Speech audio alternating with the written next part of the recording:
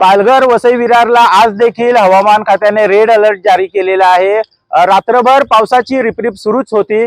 आता सध्या काहीसा पावसाने उसंत घेतली आहे, मात्र जी सखल भागातली पूर स्थिती आहे ती कायम आहे। ही पूर स्थिती नेमकी का होते याचं कारण मी तुम्हाला दाखवतोय की शहरातून वाहत आणणारा हा जो कचरा आहे, हा कचरा याची व्यवस्थित सफाई होत नाहीये। जे कंत्राटदार असतात त्यांच्याकडून केवळ मॅन्युअली ही सफाई होते आणि आपण पाहू शकताय महापालिकेचे कंत्राटी कर्मचारी हे सफाई करतायत, मात्र यांच्या मार्फत हा काढलेला कचरा आहे तो पुन्हा या गटारांमध्ये जातो। ते वेळच्या वेळी ते मोठ्या एखाद्या मशीनने उचलणं गरजेचं आहे।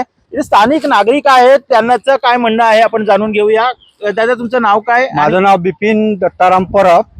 मी इथे दिवेलाइट्स मध्ये राहतो आणि इथे वर्षानुवर्ष हा असाच कचरा राहिलेला असतो आणि इथे साफसफाई केली जाते, फक्त तात्पुरती दाखवली जाते, त्याच्यानंतर काही त्याच्यावर कारवाई होत नाही। पाणी जमा होते लोकांच्या, आता बघा सध्या गाड्या बंद पडलेल्या, सर्व हे झालेलं आहे, कोणी त्याच्यावर लक्ष काही देत नाही आहेत। फक्त पाणी जमा झालं, यांना सांगितलं जातं की कचरा उचला, यांना सांगितलं की हे बोलणार बाबा महानगरपालिकेचं काम आहे। महानगरपालिकेने जातीने लक्ष याच्यात देणं गरजेचं आहे आणि ते सगळा कचरा उचलून काही ठिकाणी नेण्यात यावं, डम्पिंग ग्राउंडला नेण्यात यावं।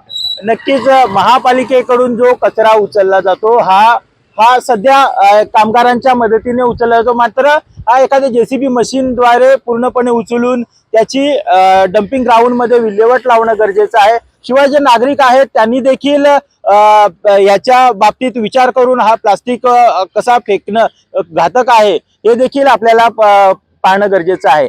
NDTV मराठीसाठी महेश गोहिलसह मनोज सातवी, विरार।